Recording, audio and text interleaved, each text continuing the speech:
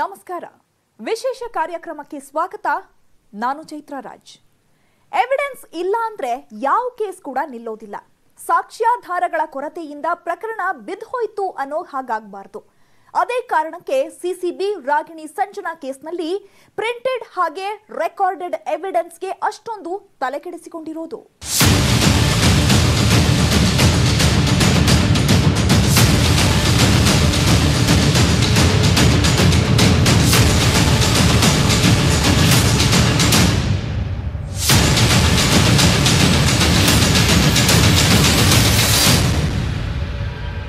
ಇದಪ್ಪ case ಅಂದ್ರೆ ತುಂಬಾ ವರ್ಷಗಳಿಂದ ಹೀಗೊಂದು ಖಡಕ್ ತನಿಖೆ ಮೇ ಬಿ ಕರ್ನಾಟಕದ ಇತಿಹಾಸದಲ್ಲಿ ನಡೆದಿರಲಿಲ್ಲ. Telgi, cyanide Mohan, cyanide Mallika, Shubha murder case, acid Raja case, ಹೀಗೆ ಹಲವು ಕೇಸ್ಗಳನ್ನು ನಿಭಾಯಿಸಿದ್ದ ಕರ್ನಾಟಕ ಪೊಲೀಸ್ಗೆ ಇವತ್ತು ಮತ್ತೊಂದು ಹಂತದ ಪರೀಕ್ಷೆ ಎದುರಾಗಿದೆ. ರಾಜ್ಯದ ಇತಿಹಾಸದಲ್ಲಿ ಇಂಥದ್ದೊಂದು ಪರೀಕ್ಷೆಯು ಬರುತ್ತೆ ಅಂತ ಇಡೀ ಕರ್ನಾಟಕ ಪೊಲೀಸ್ ಸೇರಿದಂತೆ ರಾಜ್ಯ ಸರ್ಕಾರ ಹಾಗೂ ಕೋರ್ಟ್ ಕೂಡ ಎದುರಿಸಿರಲಿಲ್ಲ. ಸ್ಯಾಂಡಲ್ವುಡ್ ಡ್ರಗ್ಸ್ ವಿಚಾರದಲ್ಲಿ ಒಂದು ತಾರ್ಕಿಕ ನಿಲುವಿಗೆ ಬರೋದಕ್ಕೆ ಪೊಲೀಸರು ಇಂಥದ್ದೊಂದು ಮಹಾನಿರ್ಣಯಕ್ಕೆ ಬಂದು ನಿಂತಿದ್ದಾರೆ. Sanjana Ragini doping test. Sanjana Ragini doping test ಹೇಗಿದೆ ಅಂತ ನೋಡೋದಾದ್ರೆ, ರಕ್ತ ಮತ್ತು ಯೂರಿನ್ನಲ್ಲಿ ಡ್ರಗ್ಸ್ ಸೇವನೆಯ ಪತ್ತೆಗಾಗಿ ಈ ಟೆಸ್ಟ್ ನಡೆಯುತ್ತೆ. 3 ತಿಂಗಳಲ್ಲಿ ಡ್ರಗ್ಸ್ ಸೇವಿಸಿದ್ರೆ ಡೋಪಿಂಗ್ನಲ್ಲಿ ಪತ್ತೆ ಆಗುತ್ತದೆ. ಡ್ರಗ್ಸ್ ಕೇಸ್ಗೆ, ಕೋರ್ಟ್ಗೆ ಇದು ಪಕ್ಕಾ ಎವಿಡೆನ್ಸ್ ಆಗಿರುತ್ತದೆ. ಒಲಿಂಪಿಕ್ಸ್ನಲ್ಲೇ ಸೈ ಅನ್ನಿಸ್ಕೊಂಡಿದೆ ಈ doping test. Cigarette, liquor, drugs ಸೇವನೆ ಬಗ್ಗೆ ಪಕ್ಕಾ ರಿಪೋರ್ಟ್ ನೀಡುತ್ತೆ. ಸಂಜನಾ ಮತ್ತು ರಾಗಿಣಿ ಡೋಪಿಂಗ್ ಟೆಸ್ಟ್ ಏನಾಯಿತು? ಡ್ರಗ್ಸ್ ಕೇಸ್ಗೆ ಪಕ್ಕಾ ಎವಿಡೆನ್ಸ್ ಹುಡುಕುತ್ತಿರೋ ಸಿಸಿಬಿ ಟೀಮ್ ಮೊಟ್ಟ ಮೊದಲಿಗೆ ಗಟ್ಟಿ ಸಾಕ್ಷಿಯನ್ನೇ ಕಲೆ ಹಾಕುವುದಕ್ಕೆ ಮುಂದಾಗಿದೆ. ಇದೊಂದು ಸಾಕ್ಷಿಯ ಸಾಕು ಡ್ರಗ್ಸ್ ಸೇವನೆಯ ದಾಖಲೆಯನ್ನ ಗಟ್ಟಿಗೊಳಿಸೋದಕ್ಕೆ. ಆದರೆ ಡ್ರಗ್ಸ್ ಮಾರಾಟದ ಬಗ್ಗೆ ಇದು ಸಾಕ್ಷ್ಯ ನೀಡದಿದ್ರು ಡ್ರಗ್ಸ್ ಸೇವನೆ ಬಗ್ಗೆ ಎಲ್ಲ ಎವಿಡೆನ್ಸ್ಗಳಿಗಿಂತಲೂ ಇದೇ ಪಕ್ಕಾ ಎವಿಡೆನ್ಸ್ ಆಗುತ್ತೆ. ಈಗಾಗಲೇ ಸಿಸಿಬಿ ಟೀಮ್ FSL ಅಂದ್ರೆ ವಿಧಿವಿಜ್ಞಾನ ಪ್ರಯೋಗಾಲಯಕ್ಕೆ ಸಂಜನಾ ಹಾಗೂ ರಾಗಿಣಿಯ ರಕ್ತ ಮತ್ತು ಯೂರಿನ್ ಮಾದರಿಯನ್ನ ಕಳುಹಿಸಿಕೊಟ್ಟಿದೆ. ಕಳೆದ 3 ತಿಂಗಳಲ್ಲಿ ಅಂದ್ರೆ 90 ದಿನದಲ್ಲಿ ಯಾವುದೇ ರೀತಿಯ ಸಿಗರೇಟ್, ಲಿಕ್ಕರ್, ಡ್ರಗ್ಸ್ ಸೇವನೆ ಬಗ್ಗೆ ಡೋಪಿಂಗ್ ಟೆಸ್ಟ್ ಪಕ್ಕಾ ರಿಪೋರ್ಟ್ ಕೊಡಲಿದೆ. ಇದು ಕೇವಲ ಕೋರ್ಟ್ಗೆ ಸಬ್ಸ್ಟಾನ್ಷಿಯಲ್ ಎವಿಡೆನ್ಸ್ ಮಾತ್ರ ಆಗಿರೋದಿಲ್ಲ. ಬದಲಿಗೆ ಡೋಪಿಂಗ್ ಟೆಸ್ಟ್ ವರದಿ ಫಸ್ಟ್ ಹ್ಯಾಂಡ್ ಎವಿಡೆನ್ಸ್ ಅನ್ನೋದರಲ್ಲಿ ಎರಡು ಮಾತಿಲ್ಲ. ಈ ಟೆಸ್ಟ್ ಅನ್ನು ವಿಶ್ವದ ಎಲ್ಲಾ ರಾಷ್ಟ್ರಗಳು ಒಪ್ಪಿಕೊಂಡಿದೆ. ಅಲ್ಲದೆ ಇಂಟರ್ನ್ಯಾಷನಲ್ ಕೋರ್ಟ್ ಆಫ್ ಜಸ್ಟಿಸ್ ಕೂಡ ಇದನ್ನ ಒಪ್ಪಿಕೊಂಡಿದೆ. ಒಲಿಂಪಿಕ್ಸ್ ನಲ್ಲಿ ಡೋಪಿಂಗ್ ಟೆಸ್ಟ್ ಇಲ್ಲದೆ ಒಬ್ಬ ಕ್ರೀಡಾಪಟುವು ಕೂಡ ಫೀಲ್ಡ್ಗೆ ಇಳಿಯೋದಕ್ಕೆ ಆಗೋದಿಲ್ಲ. ಒಲಿಂಪಿಕ್ಸ್ ಸಂಸ್ಥೆ ಕೂಡ ಡೋಪಿಂಗ್ ಟೆಸ್ಟ್ ಅನ್ನು ಪಕ್ಕಾ ಅಂತ ಒಪ್ಪಿಕೊಂಡಿದೆ. ಕೆಲವೊಂದು ಉದ್ದೀಪನ ಮಾತ್ರೆಗಳನ್ನು ಕ್ರೀಡಾಪಟು ತೆಗೆದುಕೊಂಡಿದ್ರು ಕೂಡ ಇದೇ ಡೋಪಿಂಗ್ ಟೆಸ್ಟ್ ನಲ್ಲಿ ಗೊತ್ತಾಗುತ್ತೆ. ಹಾಗಾಗಿಯೇ ಸಿಸಿಬಿ ಪೊಲೀಸರು ಸಂಜನಾ ಮತ್ತು ರಾಗಿಣಿಯನ್ನ ಡೋಪಿಂಗ್ ಟೆಸ್ಟ್ಗೆ ಒಳಪಡಿಸಿರೋದು. ಮುಂದೆ ಸಿಸಿಬಿ ಈ ಪ್ರಕರಣದಲ್ಲಿ ಆರೋಪಿತರಾಗಿರೋ ಉಳಿದ 10 ಜನರನ್ನ ಸೇರಿದಂತೆ 2 ಸಾಕ್ಷಿಗಳನ್ನು ಇದೇ ಡೋಪಿಂಗ್ ಟೆಸ್ಟ್ಗೆ ಒಳಪಡಿಸಿದ್ರೆ ಆಶ್ಚರ್ಯ ಏನೂ ಇಲ್ಲ.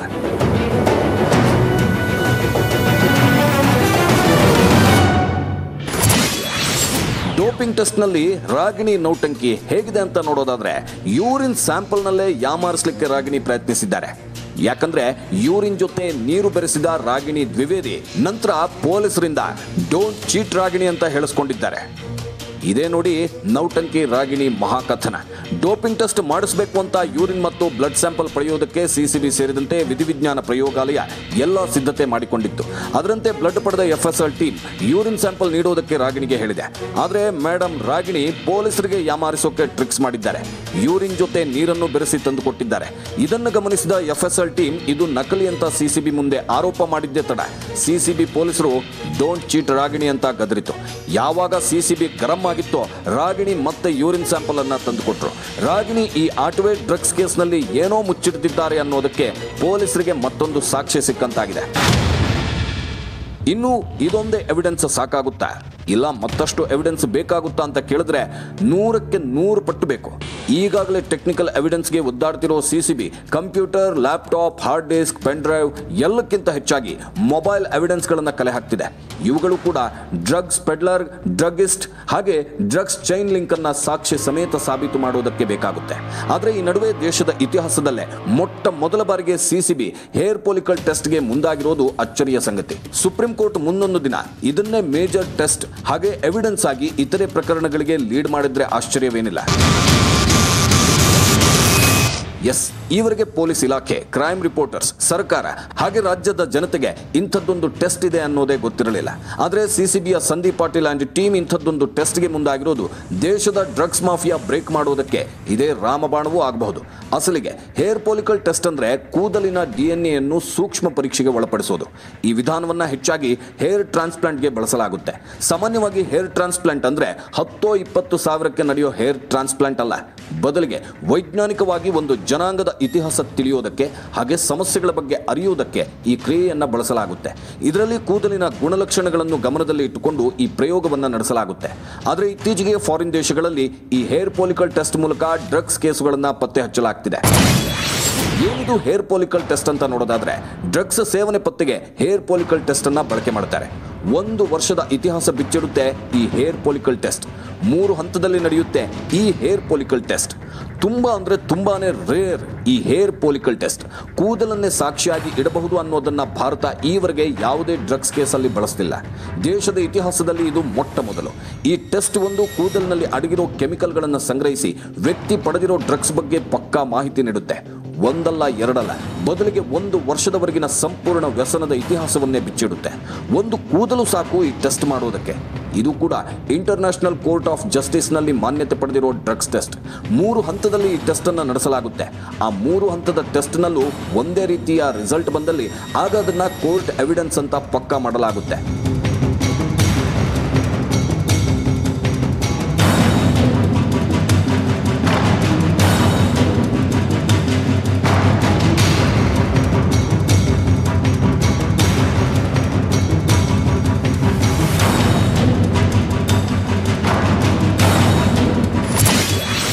Ragini Sanjana hair follicle test. Sanjana, Ragini hair sample ಪಡೆದ FSL ತಂಡ ತಲೆಯ 3 ಭಾಗಗಳಿಂದ ಕೂದಲಿನ ಸ್ಯಾಂಪಲ್ ಅನ್ನು ಸಂಗ್ರಹ ಮಾಡಿದೆ. ಹಣೆ ಮೇಲ್ಭಾಗ, ಬಲ ಎಡಕಿವಿಯ ಕೂದಲು ಸಂಗ್ರಹಿಸಿದೆ. ಬೇರಿನ ಸಮೇತ 2 ಕೂದಲನ್ನು FSL ಸಂಗ್ರಹಿಸಿದೆ. ಈಗ 2 ನಟಿಯರ ಹೇರ್ ಸ್ಯಾಂಪಲ್ ತೆಗೆದುಕೊಳ್ಳಲಾಗಿದೆ. ಬೆಂಗಳೂರಿನ FSL ತಂಡದ ಜೊತೆ ಮಾತುಕತೆ ಮಾಡಿ 2 ನಟಿಯರಿಗೆ ಹೇರ್ ಸ್ಯಾಂಪಲ್ ಕೊಡೋದಕ್ಕೆ ಹೇಳಲಾಗಿದೆ. ಆದರೆ 2 ನಖರದಿಂದ FSL ಟೀಮ್ ತಾವಾಗಿಯೇ ಹೇರ್ ಸ್ಯಾಂಪಲ್ ಪಡೆದಿದೆ. 2 ಬಳಿಯೂ ತಲೆಯ 3 ಭಾಗದಿಂದ ಹೇರ್ ಸ್ಯಾಂಪಲ್ ಪಡೆಯಲಾಗಿದೆ. ರಾಗಿಣಿ ಮತ್ತು ಸಂಜನಾ ಅವರ ಹಣೆ ಮತ್ತು ಎಡ ಮತ್ತು ಬಲಕಿವಿಯ ಮೇಲಿನ ಹೇರ್ ಸ್ಯಾಂಪಲ್ ಅನ್ನು ಪಡೆಯಲಾಗಿದೆ. ಬೇರು ಸಮೇತ ಹೇರ್ ಸ್ಯಾಂಪಲ್ ಪಡೆಯಲಾಗಿದ್ದು ಇದನ್ನ ಲ್ಯಾಬ್ಗೆ ಕಳುಹಿಸಲಾಗಿದೆ.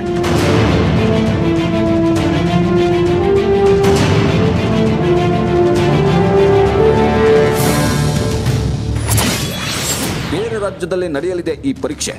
ಬೆಂಗಳೂರಲ್ಲಿ ಈ ಹೇರ್ ಫಾಲಿಕಲ್ ಟೆಸ್ಟ್ ಇಲ್ಲ. ಹೈದರಾಬಾದ್ ಹೇರ್ ಫಾಲಿಕಲ್ ಟೆಸ್ಟ್ಗೆ ಭಾರಿ ಫೇಮಸ್. ತಿರುವನಂತಪುರಂ, ಅಹಮದಾಬಾದ್ನಲ್ಲೂ ಈ ಟೆಸ್ಟ್ ನಡೆಯುತ್ತೆ. 1 ತಿಂಗಳು ಬೇಕು ಈ ಟೆಸ್ಟ್ನ ರಿಸಲ್ಟ್ ಬರೋದಕ್ಕೆ.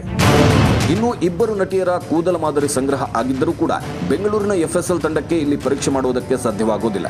ಬದಲಿಗೆ ಇದನ್ನು ದೇಶದಲ್ಲೇ ಅತ್ಯಂತ ನುರಿತ ಮತ್ತು ಹೈಟೆಕ್ ಫ್ಲೋರೆನ್ಸಿಕ್ ಲ್ಯಾಬ್ ಅಂತ ಕರೆಸಿಕೊಳ್ಳೋ ಹೈದರಾಬಾದ್ನ FSL ಲ್ಯಾಬ್ನಲ್ಲಿ ಮಾತ್ರ ಇದನ್ನು ಮಾಡುವುದಕ್ಕೆ ಸಾಧ್ಯ. ಒಂದು ಪಕ್ಷ ಅಲ್ಲಿ ಸಾಧ್ಯವಾಗಿಲ್ಲ ಅಂದ್ರೆ ತಿರುವನಂತಪುರಂ, ಅಹಮದಾಬಾದ್ನಲ್ಲಿ ಹೇರ್ ಫಾಲಿಕಲ್ ಟೆಸ್ಟ್ ಮಾಡೋದಕ್ಕೆ ಸಾಧ್ಯ ಇದೆ. ಹಾಗಾಗಿ CCB ಪೊಲೀಸರು ಕೂದಲ ಮಾದರಿಯನ್ನು ಇವು 3 ಕಡೆಯಲ್ಲಿ ಎಲ್ಲಿಗೆ ಕಳುಹಿಸಬೇಕು ಅನ್ನೋದನ್ನ ಡಿಸೈಡ್ ಮಾಡಬೇಕಾಗಿದೆ. ಇನ್ನು ಇವತ್ತು ಹೇರ್ ಫಾಲಿಕಲ್ ಟೆಸ್ಟ್ ಕೊಟ್ರೆ ಮುಂದಿನ 30 ದಿನ ಪರೀಕ್ಷೆ ರಿಪೋರ್ಟ್ ಬರೋದನ್ನ ಕಾಯಬೇಕು.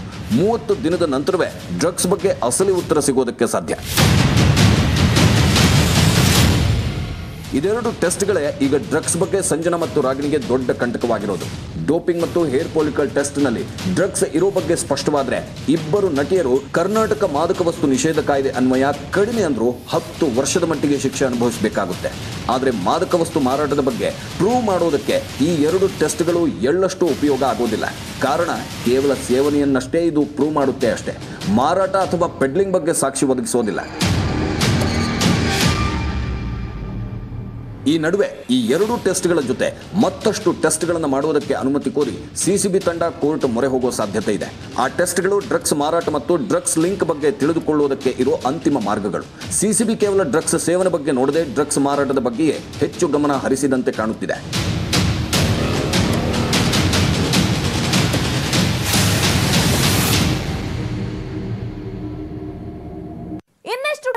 ಸಂಜನಾ ಮತ್ತು ರಾಗಿಣಿ ಡ್ರಗ್ಸ್ ಸೇವನೆ ಬಗ್ಗೆ ಪ್ರೂವ್ ಮಾಡಬಹುದೇ ವಿನಃ ಅವರಿಬ್ಬರಿಗೂ ಮತ್ತು ಡ್ರಗ್ಸ್ ಪೆಡ್ಲರ್ಗಳಿಗಿರೋ ಸಂಬಂಧವನ್ನ ಎಸ್ಟಾಬ್ಲಿಷ್ ಮಾಡೋದಕ್ಕೆ ಆಗೋದಿಲ್ಲ. ಹಾಗಾಗಿನೇ ಸಿಸಿಬಿ ಟೀಮ್ ಮತ್ತಷ್ಟು ತಂತ್ರಜ್ಞಾನದ ಮೊರೆ ಹೋಗೋದಕ್ಕೆ ಬ್ಯಾಕ್ ಎಂಡ್ ತಯಾರಿಯನ್ನ ನಡೆಸ್ತಾ ಇರೋದು. ರಾಗಿಣಿ ಮತ್ತು ಸಂಜನಾ ಏನೇ ಹೇಳಿದ್ರು ಅದು ಸತ್ಯಕ್ಕೆ ದೂರ ಅನ್ನೋದು ಪ್ರತಿಯೊಬ್ಬ ತನಿಖಾಧಿಕಾರಿ, ಯಾಕೆ ಒಬ್ಬ ಕಾನ್ಸ್ಟೇಬಲ್ಗೂ ಕೂಡ ಗೊತ್ತಾಗಿ ಹೋಗಿದೆ. ಕಳೆದ 10 ದಿನದಿಂದ ಇಬ್ಬರ ನಾಟಕ ನೋಡಿ ಸಿಸಿಬಿ ಅಧಿಕಾರಿಗಳ ತಂಡ ಹೊಡೆದು ಹೋಗಿದ್ದಾರೆ. ಹಾಗಾಗಿಯೇ ಯಾವುದಕ್ಕೂ ಇರಲಿ ಅಂತ ಸಿಸಿಬಿ ಟೀಮ್ ಬ್ಯಾಕ್ ಎಂಡ್ ನಲ್ಲಿ ಇನ್ನಷ್ಟು ಕಾನೂನು ಪರೀಕ್ಷೆಗಳಿಗೆ ತಯಾರಿ ಮಾಡಿಕೊಂಡಿದೆ. ಕೇವಲ ಡ್ರಗ್ಸ್ ತಗೋತಾರೆ ಅಂತ ಪ್ರೂವ್ ಮಾಡಿದ್ರೆ ಇಡೀ ಕೇಸೇ ಬಿದ್ದೋಗುತ್ತೆ. ಆದರೆ ಡ್ರಗ್ಸ್ ಲಿಂಕ್ ಅನ್ನು ಜಗಜ್ಜಾಹೀರ್ ಮಾಡಬೇಕಾದ್ರೆ ಮತ್ತಷ್ಟು ಎವಿಡೆನ್ಸ್ ಕಲೆ ಹಾಕಬೇಕು.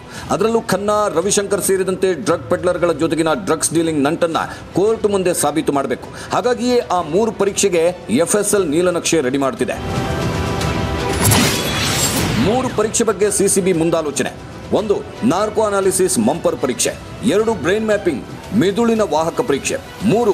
ಲೈ ಡಿಟೆಕ್ಟರ್ ಟೆಸ್ಟ್ ಸುಳ್ಳು ಪತ್ತೆ ಪರೀಕ್ಷೆ. ಎಸ್, ಹೀಗೊಂದು ಯೋಚನೆಯಲ್ಲಿ ಸಿಸಿಬಿ ತಂಡ ನೀಲನಕ್ಷೆಯನ್ನ ರೆಡಿ ಮಾಡ್ತಿದೆ. ನಾರ್ಕೋ ಅನಾಲಿಸಿಸ್ ಟೆಸ್ಟ್ ಅಂದ್ರೆ ಮಂಪರ್ ಪರೀಕ್ಷೆ, ಬ್ರೈನ್ ಮ್ಯಾಪಿಂಗ್ ಅಂದ್ರೆ ಮಿದುಳಿನ ವಾಹಕ ಪರೀಕ್ಷೆ, ಲೈ ಡಿಟೆಕ್ಟರ್ ಟೆಸ್ಟ್ ಅಂದ್ರೆ ಸುಳ್ಳು ಪತ್ತೆ ಪರೀಕ್ಷೆ. ಈ 3 ಪರೀಕ್ಷೆಗಳಲ್ಲಿ ಯಾವುದಾದ್ರೂ ಒಂದು ಪರೀಕ್ಷೆಯನ್ನ ಮಾಡಿಸಿ ಸತ್ಯ ಕಕ್ಕಿಸೋಕೆ ಎಲ್ಲಾ ರೀತಿಯ ತಯಾರಿ ಮಾಡಿಕೊಂಡಿದೆ. ಪರೀಕ್ಷೆ ನಂಬರ್ 1, ನಾರ್ಕೋ ಅನಾಲಿಸಿಸ್ ಮಂಪರ್ ಪರೀಕ್ಷೆ. ಹೌದು, ಗಂಭೀರ ಪ್ರಕರಣಗಳಲ್ಲಿ ನಾರ್ಕೋ ಅನಾಲಿಸಿಸ್ ಟೆಸ್ಟ್ ಅಂದ್ರೆ ಮಂಪರ್ ಪರೀಕ್ಷೆಗೆ ಆರೋಪಿತನನ್ನ ಒಳಪಡಿಸುವುದಕ್ಕೆ ತನಿಖಾ ತಂಡ ಮುಂದಾಗುತ್ತೆ. ಈ ಹಿಂದೆ ಹಲವು ಕೇಸ್ಗಳಲ್ಲಿ ಈ ನಾರ್ಕೋ ಅನಾಲಿಸಿಸ್ ಟೆಸ್ಟ್ ಅಥವಾ ಮಂಪರ್ ಪರೀಕ್ಷೆಯನ್ನ ಮಾಡಲಾಗಿದೆ. ಕರ್ನಾಟಕದ ಕೇಸ್ಗಳಾದ ಬಹುಕೋಟಿ ಛಾಪಾ ಕಾಗದ ಹಗರಣದಲ್ಲಿ ಕರೀಂಲಾಲ ತೆಲುಗಿಯನ್ನ ಮಂಪರ್ ಪರೀಕ್ಷೆಗೆ ಒಳಪಡಿಸಲಾಗಿತ್ತು. ಇನ್ನು ಮುಂಬೈ ತಾಜ್ ದಾಳಿಗೆ ಸಂಬಂಧಿಸಿದಂತೆ ಗಲ್ಲಿಗೆ ಶರಣಾದ ಅಜ್ಮಲ್ ಕಸಬ್ನನ್ನು ಕೂಡ ಇದೇ ಮಂಪರ್ ಪರೀಕ್ಷೆಗೆ ಒಳಪಡಿಸಲಾಗಿತ್ತು. ಆದರೆ ಈ ಪರೀಕ್ಷೆಗೆ ಕೋರ್ಟ್ ಸಮ್ಮತಿ ಸೂಚಿಸಿದ್ರೂ ಕೂಡ ಇದನ್ನ ಸಾಕ್ಷಿಯಾಗಿ ಪರಿಗಣಿಸೋದಿಲ್ಲ. ವ್ಯಕ್ತಿಯನ್ನು ಅರೆಪ್ರಜ್ಞಾವಸ್ಥೆಗೆ ತಂದು ಪ್ರಶ್ನೆಗಳಿಗೆ ಉತ್ತರವನ್ನ ಪಡೆಯಲಾಗುತ್ತೆ. ಆ ಪ್ರಶ್ನೆಗಳಿಗೆ ಆರೋಪಿತ ಕೊಡುವ ಉತ್ತರವನ್ನ ಸಾಂದರ್ಭಿಕವಾಗಿ ತಾಳೆ ಹಾಕಿ ಒಂದು ಕನ್ಕ್ಲೂಷನ್ಗೆ ಬರಲಾಗುತ್ತೆ. ಆದರೆ ಮಂಪರು ಪರೀಕ್ಷೆಯ ಉತ್ತರಗಳೇ ಸಾಕ್ಷಿ ಆಗೋದಿಲ್ಲ. ಪರೀಕ್ಷೆ ನಂಬರ್ 2, ಬ್ರೈನ್ ಮ್ಯಾಪಿಂಗ್ ಮಿದುಳಿನ ವಾಹಕ ಪರೀಕ್ಷೆ. ಭಾರತದಲ್ಲಿ ಇಂಥದ್ದೊಂದು ಬ್ರೈನ್ ಮ್ಯಾಪಿಂಗ್ ಅಥವಾ ಮಿದುಳಿನ ವಾಹಕ ಪರೀಕ್ಷೆಯನ್ನು ಮಾಡಿರೋದು ತುಂಬಾ ಕಮ್ಮಿ. ಇತ್ತೀಚಿನ ಪ್ರಕರಣವನ್ನು ತೆಗೆದುಕೊಳ್ಳೋದಾದ್ರೆ 2006ರಲ್ಲಿ ಪ್ರಮೋದ್ ಮಹಾಜನ್ ಕೊಲೆ ಕೇಸ್ಗೆ ಸಂಬಂಧಿಸಿದಂತೆ ಸೋದರ ಪ್ರವೀಣ್ ಮಹಾಜನ್ಗೂ ಈ ಬ್ರೈನ್ ಮ್ಯಾಪಿಂಗ್ ಟೆಸ್ಟ್ ಮಾಡಲಾಗಿತ್ತು. ಆದರೆ ಅದನ್ನೇ ಕೋರ್ಟ್ನಲ್ಲಿ ಪ್ರವೀಣ್ ಮಹಾಜನ್ ಚಾಲೆಂಜ್ ಮಾಡಿದ್ರು. ಈ ಬ್ರೈನ್ ಮ್ಯಾಪಿಂಗ್ ಅಥವಾ ಮಿದುಳಿನ ವಾಹಕ ಪರೀಕ್ಷೆಯಲ್ಲಿ ಮೊದಲು ಆರೋಪಿಯಲ್ಲಿ ಕೆಲವು ಪ್ರಶ್ನೆಗಳನ್ನು ಕೇಳಲಾಗುತ್ತೆ. ನಂತರ ಕೆಲವು ವಾಹಕ ಪತ್ತೆ ಸಾಧನಗಳನ್ನು ಆತನ ಮಿದುಳಿನ ನರಗಳಿಗೆ ಜೋಡಿಸಲಾಗುತ್ತೆ. ನಂತರ ಆತನಿಗೆ ಅದೇ ಪ್ರಶ್ನೆಗಳನ್ನು ಮತ್ತೊಮ್ಮೆ ಕೇಳಲಾಗುತ್ತೆ. ಈ ವೇಳೆ ಆತನ ಮೆದುಳಲ್ಲಿ ಉಂಟಾಗುವ ಭಾವನೆಗಳ ತಂತುಗಳನ್ನು ಗಮನಿಸಲಾಗುತ್ತೆ. ಆತ ಕೊಡ್ತಿರೋ ಉತ್ತರದ ಮೇಲೆ ಆತನ ಭಾವನೆಗಳು ಏರುಪೇರಾಗುತ್ತದೆ. ಇದನ್ನೇ ಸಾಕ್ಷಿಯಾಗಿ ಇಟ್ಟುಕೊಂಡು ಮುಂದೆ ತನಿಖೆಯನ್ನು ನಡೆಸಲಾಗುತ್ತೆ. ವಿಚಿತ್ರ ಅಂದ್ರೆ ಇದಕ್ಕೆ ಅನುಮತಿ ನೀಡೋ ಕೋರ್ಟ್ ಇದನ್ನು ಕೂಡ ಸಾಕ್ಷಿಯಾಗಿ ಒಪ್ಪೋದಿಲ್ಲ. ಪರೀಕ್ಷೆ 3, ಲೈ ಡಿಟೆಕ್ಟರ್ ಟೆಸ್ಟ್ ಸುಳ್ಳು ಪತ್ತೆ ಪರೀಕ್ಷೆ. ಇದು ವಿಧಿವಿಜ್ಞಾನ ಪ್ರಯೋಗಾಲಯ ಬಳಸುವ 3ನೇ ಹಂತದ ತನಿಖೆಯ ವಿಧಾನ. ಲೈ ಡಿಟೆಕ್ಟರ್ ಟೆಸ್ಟ್ ಅಥವಾ ಸುಳ್ಳು ಪತ್ತೆ ಪರೀಕ್ಷೆಯು ಹೆಚ್ಚು ಕಮ್ಮಿ ಬ್ರೈನ್ ಮ್ಯಾಪಿಂಗ್ ರೀತಿಯೇ. ಇಲ್ಲೂ ಕೂಡ ವ್ಯಕ್ತಿಯೊಬ್ಬನ ರಕ್ತ ಚಲನೆ, ಹೃದಯ ಬಡಿತದ ಆಧಾರದ ಮೇಲೆ ಆತ ಹೇಳುತ್ತಿರೋದು ಸತ್ಯವೋ ಸುಳ್ಳು ಅನ್ನೋದನ್ನ ನಿರ್ಧರಿಸಲಾಗುತ್ತೆ. ಒಂದು ಪಕ್ಷ ಆರೋಪಿತ ಸುಳ್ಳು ಹೇಳುತ್ತಿರೋದೇ ಆದರೆ ಬ್ಲಡ್ ಪ್ರೆಷರ್ನಲ್ಲಿ ಏರಿಳಿತವಾಗುತ್ತೆ. ಒಂದು ಪಕ್ಷ ಆತ ಕೇಸ್ಗೆ ಸಂಬಂಧಿತನೇ ಅಲ್ದಿದ್ರೆ ಅಥವಾ ಆ ಘಟನೆಗೂ ಅವನಿಗೂ ಯಾವುದೇ ರೀತಿಯ ಲಿಂಕ್ ಇಲ್ಲದೆ ಹೋದ್ರೆ ಆತನ ಬ್ಲಡ್ ಪ್ರೆಷರ್ ಸಾಮಾನ್ಯ ರೀತಿಯಲ್ಲೇ ಇರುತ್ತೆ. ಇದನ್ನೇ ಆಧಾರವಾಗಿಟ್ಟುಕೊಂಡು ಲೈ ಡಿಟೆಕ್ಟರ್ ಟೆಸ್ಟ್ ಅಥವಾ ಸುಳ್ಳು ಪತ್ತೆ ಪರೀಕ್ಷೆಯನ್ನು ನಡೆಸಲಾಗುತ್ತೆ. ಒನ್ಸ್ ಅಗೇನ್ ಇದು ಕೂಡ ಪೊಲೀಸರ ತನಿಖೆಗೆ ಸಹಕಾರಿಯಾಗುತ್ತೆ ಹೊರತು ಯಾವುದೇ ಕಾರಣಕ್ಕೂ ಇದನ್ನು ಸಾಕ್ಷಿ ಎಂದು ಕೋರ್ಟ್ನಲ್ಲಿ ಸಾಬೀತು ಮಾಡುವುದಕ್ಕೆ ಸಾಧ್ಯವಾಗುವುದಿಲ್ಲ. ಈ 3 ವಿಧಾನಗಳಲ್ಲಿ ಪೊಲೀಸರು ಪ್ರತಿ ಬಾರಿ ಕೋರ್ಟ್ ಮೊರೆ ಹೋಗೋದು ನಾರ್ಕೋ ಅನಾಲಿಸಿಸ್ ಅಥವಾ ಮಂಪರು ಪರೀಕ್ಷೆಗೆ. ಕಾರಣ, ಅರೆಪ್ರಜ್ಞಾವಸ್ಥೆಯಲ್ಲಿ ಆತ ಹೇಳುವ ಉತ್ತರವನ್ನೇ ಮುಖ್ಯವಾಗಿ ಇಟ್ಟುಕೊಂಡು ಅದರ ಸುತ್ತ ತನಿಖೆ ನಡೆಸಲಾಗುತ್ತೆ. ಕೊನೆಯಲ್ಲಿ ಆ ಸಾಕ್ಷಿಗಳನ್ನೇ ಮುಂದಿಟ್ಟು ಮಂಪರು ಪರೀಕ್ಷೆಯ ಎಳೆಯನ್ನು ಅದಕ್ಕೆ ಜೋಡಿಸಲಾಗುತ್ತೆ. ಆದರೆ ಕೋರ್ಟ್ ಮಂಪರು ಪರೀಕ್ಷೆಯನ್ನು ಸಾಕ್ಷಿ ಅಲ್ಲದಿದ್ರೂ ನಂತರ ನಡೆಸಿದ ತನಿಖೆಯ ಸಾಕ್ಷಿಯನ್ನೇ ಮುಂದಿಟ್ಟು ಕೇಸ್ನಲ್ಲಿ ತಪ್ಪು ಒಪ್ಪುಗಳನ್ನು ಬಲಪಡಿಸುತ್ತೆ. ಸೊ ಎಲ್ಲರಿಗೂ ಹುಟ್ಟೋ ಪ್ರಶ್ನೆ, ರಾಗಿಣಿ ಸಂಜನಾ ಡ್ರಗ್ಸ್ ಕೇಸ್ನಲ್ಲಿ ಕೋರ್ಟ್ ಇದಕ್ಕೆ ಅನುಮತಿ ಕೊಡುತ್ತಾ ಇಲ್ವಾ ಅನ್ನೋದು. ಒಂದು ಹಂತದಲ್ಲಿ ನೋಡೋದೇ ಆದರೆ ಕೋರ್ಟ್ 90% ಇದಕ್ಕೆ ಅನುಮತಿ ನೀಡುತ್ತೆ. ಕಾರಣ, ರಾಗಿಣಿ ಮತ್ತು ಸಂಜನಾ ಇಷ್ಟೂ ದಿನಗಳ ವಿಚಾರಣೆಯಲ್ಲಿ ಯಾವುದೇ ಸತ್ಯವನ್ನು ಬಾಯ್ಬಿಟ್ಟಿಲ್ಲ. ಜೊತೆಗೆ ಸಾಕ್ಷಿ ನಾಶದ ಬಗ್ಗೆ ಈಗಾಗಲೇ ಪೊಲೀಸರು ಮಾಹಿತಿ ಕಲೆ ಹಾಕಿದ್ದಾರೆ. ಎಲ್ಲಕ್ಕಿಂತ ಹೆಚ್ಚಾಗಿ ಯಾವಾಗ ಒಂದು ಕೇಸ್ ದೇಶದ ಆರ್ಥಿಕತೆ ಮತ್ತು ಹಿತರಕ್ಷಣೆ ಸೇರಿದಂತೆ ಸಂಪೂರ್ಣ ಸಮಾಜದ ಸ್ವಾಸ್ಥ್ಯದ ಪ್ರಶ್ನೆ ಆಗುತ್ತೋ ಅಂತ ಪ್ರಕರಣಗಳಲ್ಲಿ ಕೋರ್ಟ್ ಮಂಪರು ಪರೀಕ್ಷೆಗೆ ಸಮ್ಮತಿ ಸೂಚಿಸುತ್ತೆ. ಹಾಗಾಗಿಯೇ ಅಜ್ಮಲ್ ಕಸಬ್ ಭಯೋತ್ಪಾದನೆ ಕೇಸ್, ತೆಲಗಿ ಛಾಪಾ ಕಾಗದ ಕೇಸ್ಗಳಲ್ಲಿ ಕೋರ್ಟ್ ಮಂಪರು ಪರೀಕ್ಷೆಗೆ ಅನುಮತಿಸಿದ್ದು. ಮಂಪರು ಪರೀಕ್ಷೆ ನಡೆಸೋದೇ ಆದರೆ ಅದಕ್ಕೆ ಬೆಂಗಳೂರು ದಿ ಬೆಸ್ಟ್ ಪ್ಲೇಸ್. ಯಾಕಂದ್ರೆ ಅದೆಷ್ಟೋ ಪ್ರಕರಣಗಳನ್ನು ಬೆಂಗಳೂರು ವಿಧಿವಿಜ್ಞಾನ ಪ್ರಯೋಗಾಲಯ ಪತ್ತೆ ಹಚ್ಚುವಲ್ಲಿ ಸೈ ಎನ್ನಿಸಿಕೊಂಡಿದೆ. ಇದಕ್ಕೆ ಪಕ್ಕಾ ಉದಾಹರಣೆ ಅಂದ್ರೆ ದಿಲ್ಲಿಯ ಅರುಷಿ ತಲ್ವಾರ್ ಕೊಲೆ ಕೇಸ್. ತಂದೆ ತಾಯಿಯಿಂದಲೇ ಅರುಷಿ ಮರ್ಡರ್ ಆಗಿದ್ದನ್ನು ಖಾತ್ರಿಪಡಿಸಿಕೊಳ್ಳಲು ಬೆಂಗಳೂರಿನ FSL ನಲ್ಲಿ ತಂದೆ ರಾಜೇಶ್ ತಲ್ವಾರ್, ತಾಯಿ ನೂಪುರ್ ತಲ್ವಾರ್ ಹಾಗೆ ಕಂಪೌಂಡರ್ ಕೃಷ್ಣನ್ಗೆ ಇದೇ ಬೆಂಗಳೂರಿನ ವಿಧಿವಿಜ್ಞಾನ ಪ್ರಯೋಗಾಲಯದಲ್ಲಿ ಮಂಪರು ಪರೀಕ್ಷೆ ಮಾಡಲಾಗಿತ್ತು. ಅಂಥ ಹೈ ಲೆವೆಲ್ ಕೇಸ್ಗಳನ್ನೇ ಎದುರಿಸಿದ ಬೆಂಗಳೂರಿನ ವಿಧಿವಿಜ್ಞಾನ ಪ್ರಯೋಗಾಲಯ ರಾಗಿಣಿ ಸಂಜನಾ ಕೇಸ್ ಸಿಕ್ಕರೆ ಬಿಟ್ಟುಬಿಡುತ್ತಾ? ನಾರ್ಕೋ ಸಂಜನಾ ಕೇಸ್ನಲ್ಲಿ ಈಗ ಉಳಿದಿರೋದು ಟೆಕ್ನಿಕಲ್ ಎವಿಡೆನ್ಸ್ ಕಲೆ ಹಾಕೋದು. ಟೆಕ್ನಿಕಲ್ ಎವಿಡೆನ್ಸ್ ಒಂದೇ ಪೊಲೀಸರಿಗೆ ಇರೋ ಗಟ್ಟಿ ಸಾಕ್ಷ್ಯಗಳು. ಹಾಗಾದ್ರೆ ಉಳಿದ ಸಾಕ್ಷಿಗಳು ಕೇಸನ್ನ ಸಾಬೀತು ಮಾಡಲ್ವಾ? ಅದೆಲ್ಲದಕ್ಕೂ ಉತ್ತರ ಇಲ್ಲಿದೆ ನೋಡಿ. ಹೌದು, ಯಾವುದಕ್ಕೂ ಪೊಲೀಸರು ಕಲೆ ಹಾಕುವ ಸಾಕ್ಷಿಯೇ ಈಗ ಮೂಲಾಧಾರ. ಕೇಸ್ ನಿಲ್ಲೋದು ಬೀಳೋದು ಪೊಲೀಸರ ಸಾಕ್ಷಿಯಿಂದಲೇ. ಪೊಲೀಸರಿಗೆ ತಲೆನೋವಾಗಿರೋದು ಡ್ರಗ್ ಪೆಡ್ಲರ್ಗಳದ್ದಲ್ಲ, ಬದಲಿಗೆ ಇಬ್ಬರು ನಟಿಯರದ್ದು. ಹಾಗಾಗಿಯೇ ಪೊಲೀಸರು ಈಗ ಗಟ್ಟಿ ಸಾಕ್ಷಿಯನ್ನ ಕಲೆ ಹಾಕುವುದಕ್ಕೆ ಒದ್ದಾಡ್ತಿರೋದು. ಸಿಗುತ್ತಾ technical evidence? Mobile, pen drive, hard disk ಸಾಕ್ಷಿಗಳು, ಮೆಸೇಜ್, ವಾಟ್ಸಪ್, ಮೇಲ್ ಸಾಕ್ಷಿಗಳು, ವಿಡಿಯೋ ಫುಟೇಜ್, ಫೋಟೋ ಸಾಕ್ಷಿಗಳು, ಇವೆಲ್ಲ ಟೆಕ್ನಿಕಲ್ ಎವಿಡೆನ್ಸ್ಗಳಾಗ್ತವೆ.